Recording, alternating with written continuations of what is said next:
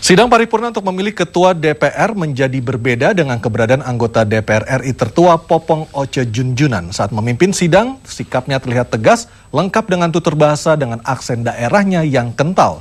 Di usianya yang sudah 76 tahun, Popong masih terlihat segar dan sehat sebagai anggota DPR karena ia mengaku profesi ini begitu disukainya.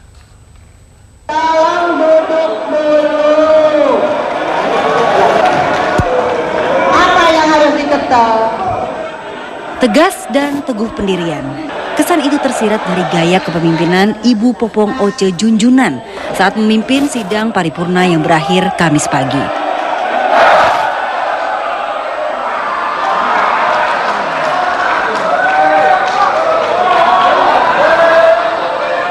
Ia seolah tak tergoyahkan saat anggota dewan meminta interupsi.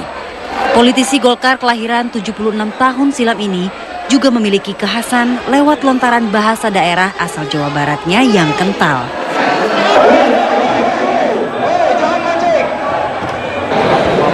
Sudah dulu, kan enak bicaranya kalau seperti ini.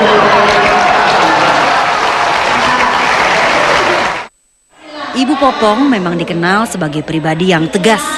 Walau tidak muda lagi, ia dikenal vokal dan bersuara lantang dalam menyampaikan pemikiran-pemikirannya.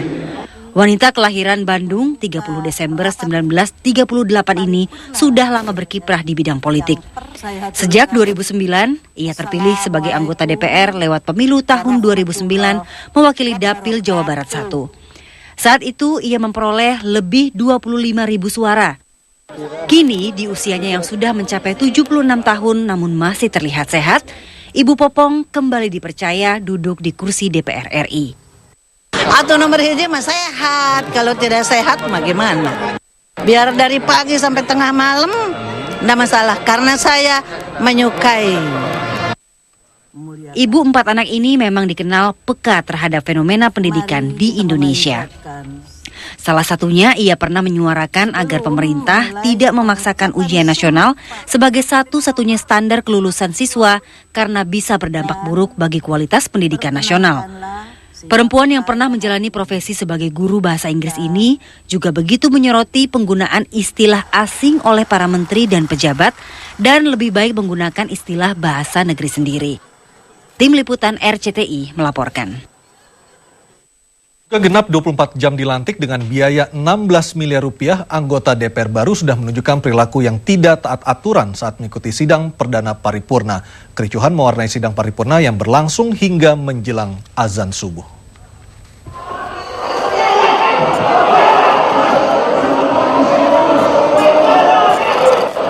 Petugas pengamanan dalam Pamdal DPR mengamankan mimbar pimpinan sidang dari amukan anggota dewan.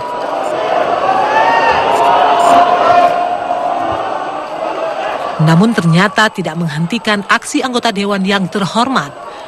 Koalisi Indonesia Hebat mencoba mengulur waktu paripurna dengan mengintervensi pimpinan sidang Popo Oce Junjunan. Mereka merangsek mendekati meja pimpinan DPR karena permintaan interupsi tidak ditanggapi oleh Popong. Salah seorang anggota dewan sempat naik mimbar ke belakang meja Popong. Entah apa yang dibicarakan. Pria ini kemudian mencium tangan anggota DPR tertua berusia 76 tahun ini. Aksi anggota dewan akhirnya reda setelah salah seorang anggota fraksi Partai Nasdem mengecam tindakan anggota dewan.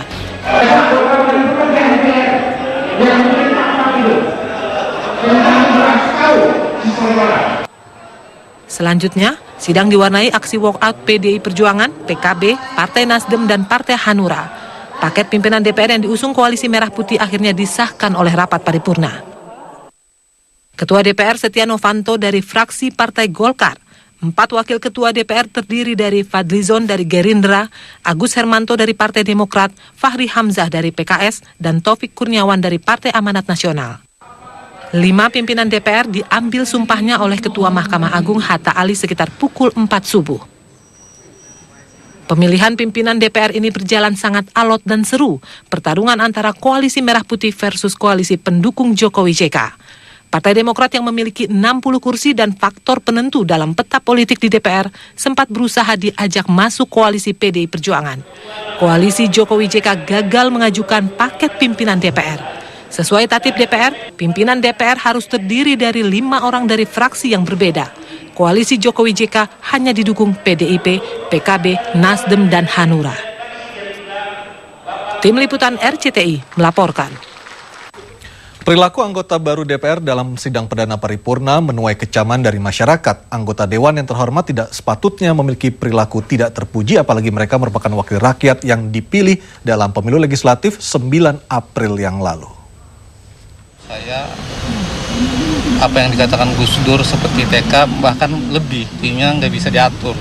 Disuruh duduk pun tidak mau, malah dia... Ya, kemarin aja seperti anak-anak gitu, Bu. Jadi gimana rakyatnya nggak mau ikut-ikut seperti itu ya. Jadi menurut saya mudah-mudahan aja anggota yang baru dilantik ini akan menjalankan tugasnya dengan baik. Dan walaupun masih banyak polemik yang terjadi di DPR, mudah-mudahan sih ke depan lebih bisa mengaspirasikan rakyat sebenarnya gitu. Dan mudah-mudahan lebih ke depan lebih majulah bangsa kita gitu.